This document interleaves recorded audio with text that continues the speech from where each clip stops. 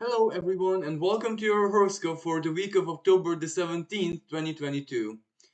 We have a rather active and powerful sky at play where the energies are going to be highlighting the Aquarius aspect of the reality that we're living right now, and that is because Saturn in the sign of Aquarius, who is also the ancient ruler of this sign, is finally standing still in the sky and going direct at the very end of the week. And we are going to be feeling this super intensely, both individually and collectively speaking. And a lot of people who have like premonitory abilities, Aquarius, they already felt it a week or maybe even 2 weeks ago, an anxious serendipity, if that makes sense. So that basically tells us that things are going to be really heated.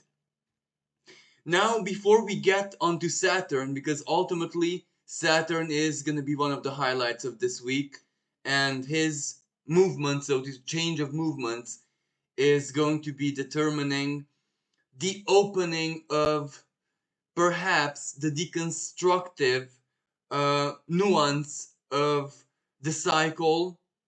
So this is where we head into the true duality of Aquarius, where deconstruction is operating alongside, perfectly simultaneously, reconstruction and birthing a lot of new. So when Saturn goes direct, this is where a lot of the chaos that we might be experiencing is actually the new knocking at the door. And the new sometimes feels tougher than the old, that which is collapsing. So this week is definitely going to be mind blowing, or better said, setting the trend for us to be constantly mind blown. I do believe until the spring of next year in so very many ways. But before, we get to these bigger aspects, let's speak about the beginning of the week. And you see the 17th here, we have a lot of trines, but also a lot of, or maybe at least one, but really tough square. And that is what I would like to speak about right now. So we see here the conjunction of the Sun and Venus in the sign of Libra. And this conjunction is going to be haunting us almost until the Sun and Venus leave Libra and enter into the sign of Scorpio. So the very end of this week and next week. And that's not a big deal, but they square Pluto. And that is a big deal because Pluto is already direct. So it is already advancing to the final degrees of Capricorn, becoming an erratic, and then later on it will dip into Aquarius briefly. But that brief moment will be a big um, hint what to expect in the coming years in so very many different ways. But before it gets there, this is where the grinding down, this is where the wrecking ball is truly at play. And because it's also becoming an erratic, the wrecking ball is karmic. The wrecking ball is basically the divine clock saying that it's time. It is time. So it cannot be stopped, and it can also not be outsmarted in any way, shape, and form. Even if you would be in total control of this reality, it won't help you because it still has to deconstruct. So, no, nothing can stop this. But the reconstruction and what we're birthing collectively and of course individually, now that has to be, chosen. As in, we need to choose exactly what we need to be living, so to speak, in the coming years and of course even decade. And this is where we get to the stage when we have to do it, the executory part. 2018, 19, 2020, especially 2020 was a really, really good, preparation in theory, exams. This is where you could not fail. You had, when a student has the toughest exam in their life, that's how it felt like. But that was still the theory part. And the self work part. Of course, the self work part is permanent, so it will never ever go away, especially with Jupiter in the sign of Aries, and that Jupiter also makes something, an important move, so to speak. But I'll speak about this a little bit later on. But Jupiter being in Aries, especially the self, justice for the self, the situation of the self, where your head is taking you in understand this any way, shape, and form. So yeah, the self is permanently there. But those years, so 2018 to 2020, and these were like periods of massive karmic impact.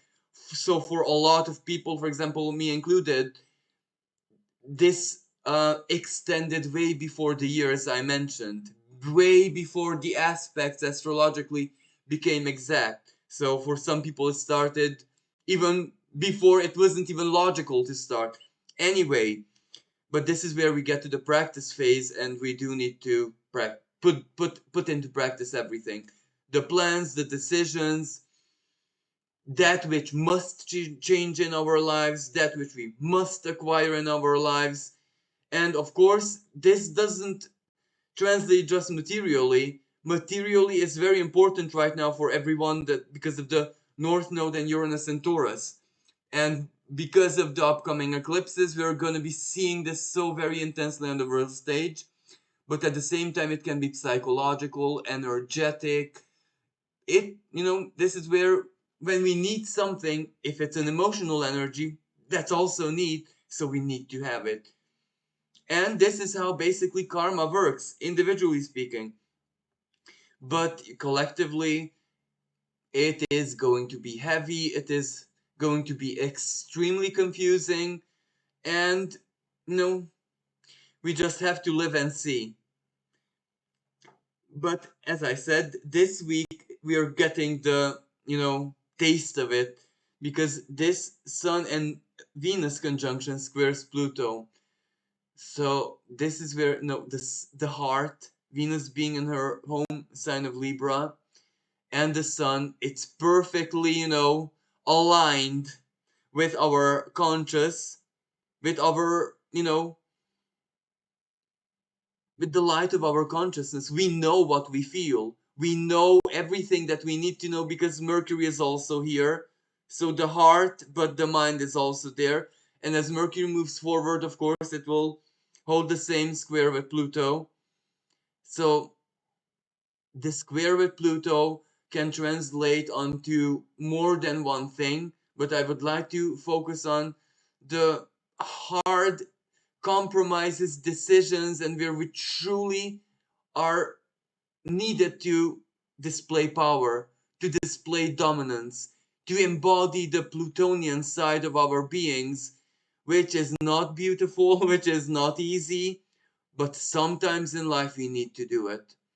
Like it or not, there are moments in life, decisions in life, in anything really, where we truly need to display the power that we have and have no choice. For some people, this means reclaiming their power. So, end of contracts, end of agreements, end of patience, end of the situation. For other people, it's where they muster the power, courage, strength to do something, commit to something perhaps, or take ownership of something that they previously could not, would not, for any different reason. This can also be a powerful healing energy, don't get me wrong, because this is ultimately the truth. Pluto is showing us the truth.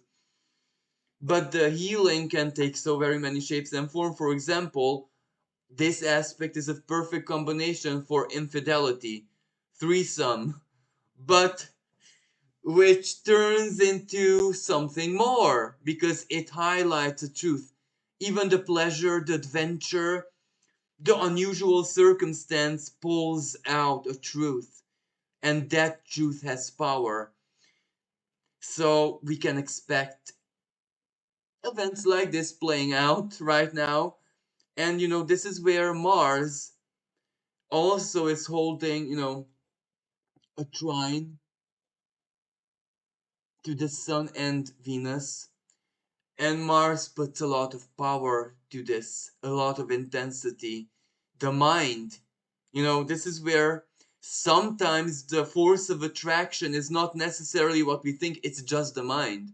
The situation attracts you, or sometimes your unconscious actually tricks you. For example, a threesome, which might be just a very silly little projection of something, but what happens there and the reaction after, and the conversations and reactions and truth moments that are started there, now those are the diamonds. Because if love is no longer in the relationship, marriage, or whatever, then that will be felt very, very strongly because it polarizes. But maybe I shouldn't get into these kind of examples because let's hope it's definitely not going to be the situation. But Libra is a partnership, it is a contract, it is an alliance, an agreement. So we can truly correlate it with an emotional situation, a contractual situation, job, career, where replace a person with the career. Let's say that you're working hard on your career and something comes along which offers you greater rewards, money, but it would require you to put your career or sacrifice something, put it on hold for money or for influence or for power or for security. So temptations can come career wise as well, and there is no good or bad, there is no right or wrong choice, there is what you have power over. So you see, there is no right or wrong, there it just is. It is your responsibility with that Pluto square to make it right, to force it. The situation, the decision, the contract, the merit, whatever this is, to be right. So, yeah. And this Mercury, as I said, will hold the same square later on. So then might be the moment when whatever is born in your heart will come to execution. A decision, a conversation, a compromise, the Pluto square. And also Mars empowers this, so there is the friend, the other person who is very, very influential, but in which way is the influence positive? Because, a good, if a friend empowers your ego, it feeds your ego, then that doesn't mean necessarily that you're doing the right thing. You're just thinking that you're doing the right thing. This is where it's a trine, it's a blessing. There is a lot of help, support, good advice, communication, opportunities, any professionals or whatever it is that you need. But you need to be aware that choose that which is authentically you. Advice, anything. Because you can listen to an advice, as in examine it mentally, but when you choose to follow it, that's when you truly need to allow your Saturnian side to activate and take over ultimately, because Saturn is your responsibility, your diligence, your life experience, your masculinity, your paternity, your Capricornian side, so that which assures the structure of your being. So sometimes in life that truly requires you to embody all this maximally, where nothing can be an excuse for you not to do it. Hence the Saturn and Uranus square that is of course ongoing, but it's dying out, so it's waning, it's losing intensity. So that's a good thing ultimately, because we're getting things solved. But let's look at the other trines, because Venus and the Sun also, air, holds a trine to Saturn, which is not very exact, but it is still a trine, so Saturn, get things done. But you need to be careful with this Plutonian power. It's not an option not to use power, But if you use excessive power, that also upsets Libra. So you see, and as I said, third party situations. In which manner does that do good? In which manner does that do harm? So decisions, and you can imagine that this can be very practical as well.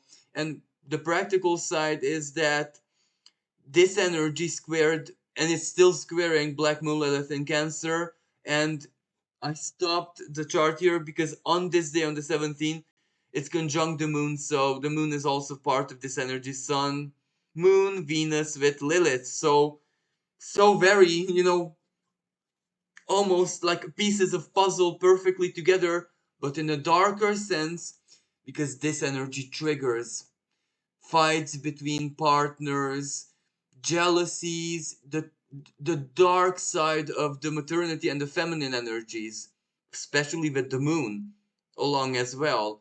So maternal anger, if that makes sense. So anger, but displayed as a form of protection, empathy, compassion. Not anger because of your situation, anger because of another, someone you love deeply. And this is perfectly valid for every single person, not necessarily only people who have families, because single people do embody parental and, Cancerian energies in different ways. That their job, computer game, you could really, really philosophize all day and just think of how modern life allows us to play every single role possible and impossible. Because, think of family dynamics. This is where kids have two moms and two dads, but in two people, because the dad has to be mom many times, the mom has to be dad many times, and then both of them has to be children at some times. And this is not natural in the sense that this isn't how humankind was. If you look back just a few hundred years ago, this is where the feminine side held one energy and one form of expression, the masculine side another, and those two met in the child. You know, roles never ever used to shift and change. In modern times, they do. So you can imagine that all of us are moms, all of us embody the female energies perfectly, regardless of of our gender. And modern life is such that even people who strongly disagree with this, sometimes in life they're forced to, they have no choice but to do it. So this will cause discussions, certain kind of toxicity, Black Moon Lilith, and don't allow this dark family energy to ruin the positive side of the Venus and Sun conjunction, because, and also this is at a, astrological segment that is known via combusta, the path of fire, when, relationships do tend to combust, and a fire planet, the sun being there. So yeah, combustion, but this can be positive surprises, passion, all of that stuff, or a decision where your heart just knows. So you make everything in your life support your heart, the Plutonian aspect.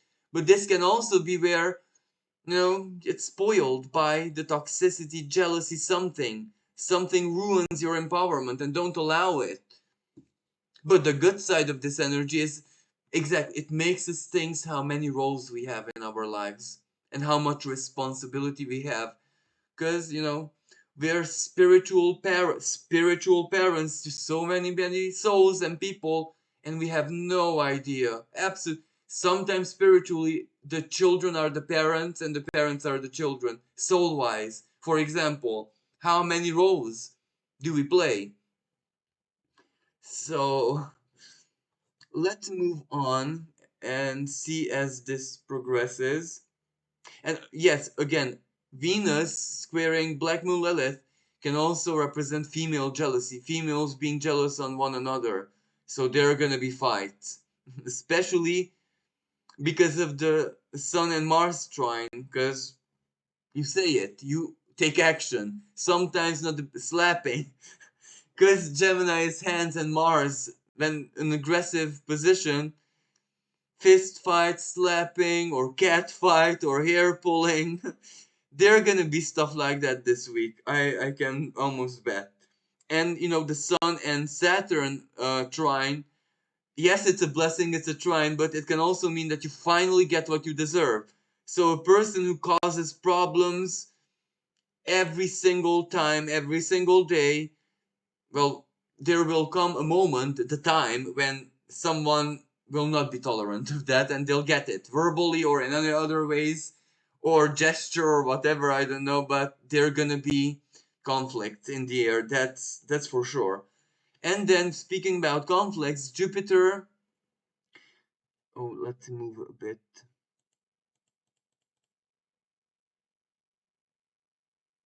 No. Yes, here. This is perfect.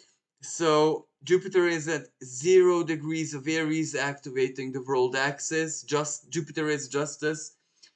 So this means cry for justice. A very, very individualistic energy where justice has failed not so long ago. Maybe when Jupiter was going forward in Aries. So this summer, basically, where justice in one way could not prevail, retrograde, and let's give it another try in a different way. And then Jupiter, also kind of activates the 29 of Pisces, so karmic justice and the final dip of Jupiter into Pisces. And we're already feeling this in the upcoming 12 years. So yeah, this is where big, big closures, big, big resolutions, even for justice cases, for any, but on the collectively on the world stage, well, we can all imagine that this is where things get heated. This is where people demand justice. Why? Well, this Pluto can tell us because of financial reasons. Maybe citizens themselves feel that they were conned by Pluto in Capricorn. Politicians, rulers, governors, big corporations, institutions, etc., etc. And basically, they change the tone. So they demand justice. And certain politicians will be sacrificial lambs because they will be forced into courts of justice and, held accountable for the crimes of everyone from their group, if you know what I mean. But yeah. So this starts, and you know let me just show you. Planetoid Haumea is also at 29 degrees of Libra. And even if this is not very perfect astrologically, Haumea does hold a square to Pluto. Then Pluto holds a square with Eris. And then Eris, opposes the Libra planets right now. So, this is a very strong conflictual cocktail of the planetoids and bigger planets activating it. This will mean revolution, protests, people going to the streets, and restlessness, a lot of restlessness, basically everywhere around the world. Maybe Eris is the bigger power player here because she's been hanging around this 25 degrees of Aries for quite a long time, each and every time triggering Pluto. And this is the final showdown of this because then Pluto will move its way and make its way into Aquarius finally in 2024. But, Eris won't. Eris will stay here mostly. So we will feel this with great, great, great intensity exactly because of this reason, this is one of the final showdowns of this astrological rebellious energy. Let's not forget also Hermia with Venus and the Sun. Something is birthed out of all of this. Yes, but it's also the energy of birth, quantum birth, or something that needs to be born, being born. Because Hermia is of creational nature. She even has an X shape in physical reality. The Sun, ultimately a creational power. Venus can represent fertility. So something is being born, a truth, a court ruling, international justice. Something is going to be born, and we'll see what. And then, of course, Mercury will take the place of the Sun and Venus later on. So it will become very, very clear to the mind as well, news, communication, etc., etc. Although we cannot trust the media and anything like that because of the ongoing Mars and Neptune square disillusion. We the wool over our eyes, smoke and mirrors, and all of that is deeply, deeply highlighted and activated. So we can much more trust our own intuition and our own common sense than anything that we read and hear and stuff like that. And I'm not even going to dwell on this, but that Jupiter in 0 degrees of Aries is also very important for our own personal justice and what justice means to us. So this will again trigger partnerships, justice between partners, contracts, alliance, work, anything like that. But actually anything, because Jupiter in Aries, whatever you feel that you need to fight for justice for your own individual situation. So for some people it can be religious, spiritual, divine. So there are a lot of souls and beings here. So each and every one with their justice, which is ultimately very, very subjective. Jupiter is a very subjective planet. Unlike Saturn, who needs to be as objective as it can. And it got a lot of help from Saturn in this sense when they held their square, and they're still holding it, but we're just getting the final expressions of energies of that. And the other energy here, the Sun squaring Pluto, it's not whatever it is. It's not easy. Not easy for the ego, or not easy for the heart. Not easy maybe for the pocket. I don't know. Not easy for, I don't know, your value system. But ultimately, you need to hold your power, and you need to hold your ground here. You really, really need to. Because that is what the square is all about with Pluto. And as I said, regardless of how this manifests, even as a great temptation, an attraction, riches, power, praises, whatever, absolutely fine, but don't let it corrupt you, don't let it spoil you, don't let it cloud your judgment, don't let it, distort your Venus. Because Venus with Pluto, Venus is the weaker energy, very much weaker energy. Venus is not a clear thinker when Pluto's involved in any way, shape, and form. But needless to say, Venus's cosmic lover, Mars, supports her. And Mars has also Plutonian side to him. So Venus is in a difficult situation. She needs to know her truth strongly. But Saturn is of great help in this sense. Was, better said. And then moving on the 23rd, so this is where we can see Saturn going direct. This usually means the end of stagnation, the end of waiting, the beginning of big, big karmic moves in our lives, but in Aquarius, plans, anything that needs to execute, studies, relationships. When I say relationship, not necessarily romantic, rather any other relation, professional connections, anything on the internet. You need to secure your future. For some people, this is just a mental energy. For you to believe and know rationally, Aquarius, that you're gonna be okay in the coming years, weeks, whatever that means to you. For other people, it needs to be much more concrete. But I do need to be in that job already, in that situation already, moved away already, divorced already, married already, whatever you're pregnant already, whatever your situation is. But yeah, this will give us that sense of urgency.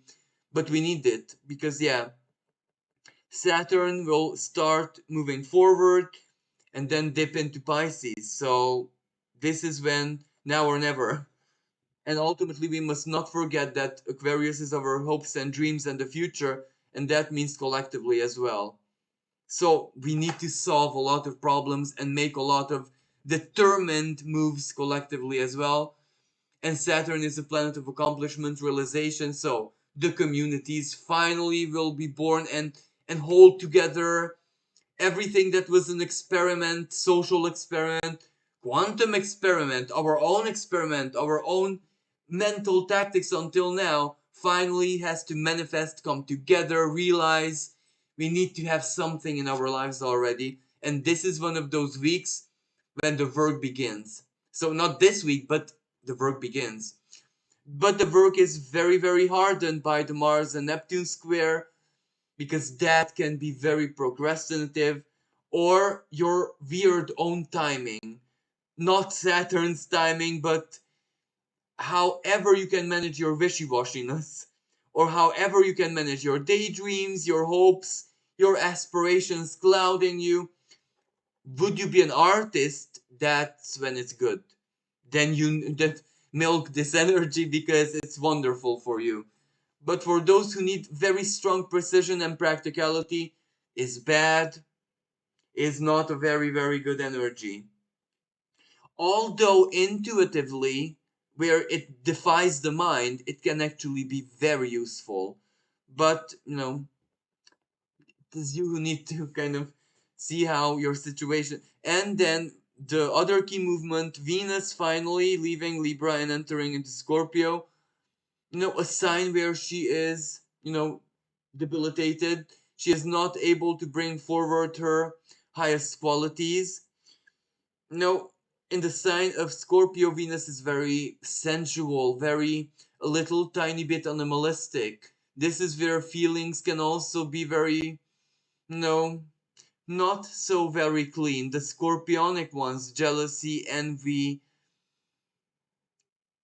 all the irrational feelings that can also, get into play, shyness,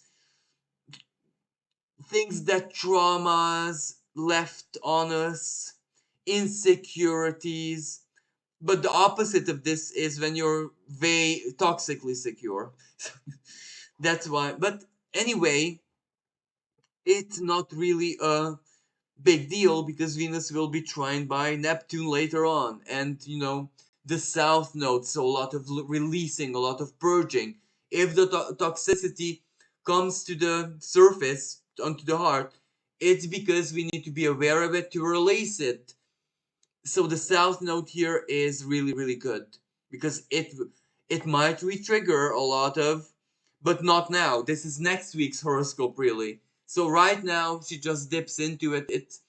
No, we will feel this hormonally, really. It might trigger us hormonally.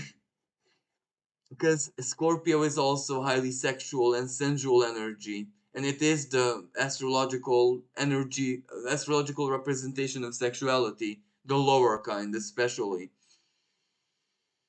And what else would I like to mention here? Yes, that Mercury will also square Black Moon Lilith, so this is the toxic word. But the square, fortunately, can also represent that some words are said and it does bring a closure. That which cannot be said needs to be said right now. So, it will trigger us emotionally, it will trigger families, it will trigger family dynamics, it will trigger friends as well, professionally. but some things need to be said for the greater clarity. And how much we get offended is also a tiny bit matter of choice. So we truly need to embody our greatest maturity right now. And collectively, things are not going to be easy financially. The hardships, the blockages, the bad news, the uncertainty, and with jobs, with anything might be knocking at, but we may not make that our own. We must not make that our own, because ultimately this energy almost demands of us that we live in hope and that we create our futures based with what our mind can accept to be our future and what it can't. If you block something even out from your mind, that can simply not be part of your journey here. It can do a lot of good. It might not get you to your hopes and dreams exactly, but it will also get you out from the verse. So, it does matter what we do with the power that we have. It does matter what future we self program into our own consciousness, unconscious especially, because, you know, Saturn with Aquarius, it executes it. And it's a mental pattern ultimately. Friends, relationships in our lives, connections are also mirrors of us. That is Aquarius. Who we have in our lives is another us, maybe a failed one, maybe a more successful one, maybe a more attractive one, maybe a less attractive one, a more annoying one who made really, really poor choices, one who made really, really good, but truly is not our connection, regardless of what that may be, a job, a brand, a preference, an option, or something Venusian, something sensual, even sexual. But is that not truly something from us, of us, but in a different way? But no, thank God in a different way, because that means we don't have to live that. We can live our own, karmically speaking. So that is the first, on first hand, what Saturn shows us. Our future hopes and dreams are also us. Our connections are also us. Our social status is also us. So a lot of things are us really, because it's in our mind. If the mind cannot conceive something different, then how can we expect change? But this Uranus Saturn square did torture us sufficiently that now we are definitely be able to mentally conceive something totally else, even if that is 1,000,000% uncertainty, but still get us out of stagnation already. Help us live our future or build whatever we need to live because we're so ready. But this energy will give it to us. Ultimately, it will, without even a shadow of a doubt. And let's not neglect Neptune, because the temptation, the wishy-washiness, the depression, the if we choose the wrong things, Neptune will give us the wrong things. But if we choose the right things, we still need a bit of measure there, because Saturn, we have no choice. We need to live in reality right now. We do need to live in reality because reality is under our control. And it's not enough to think good thoughts. Right now, we need to execute them. If you embody humanitarianism, compassion, equality, freedom, whatever else Aquarius stands for, the thought is not enough. You need to act on it. Embody it even with the smallest gesture, and the universe is already on your side. So this Saturn needs us to embody that which we say, that which we will believe, that which is our aspiration, and that which we share with other people. This is where, if you're connected to something, this is where a karmic side of Saturn that might surprise us very much. If there is a person who does a lot of any kind of work for the group, and the group is a bit reliant on that, this Saturn will slap the group in, so to speak, in any way, shape, and form that everyone needs to do the work, not just one person, not just a few people. So, this Saturn responsibilizes us that all of us need to embody that which we are working on, that which we believe, that which is our greatest ideal, both individually and, as I say, collectively. And sometimes that will require us to stand our ground and defend ourselves. Why Saturn? When Saturn goes direct, the military expression of it also starts being made visible in the world. So, yes, towards the weekend, things can be quite heavy. So, I do hope this helped. Thank you so much for listening. Thank you for all the love, all the support, all the kindness. And until next time, bye for now.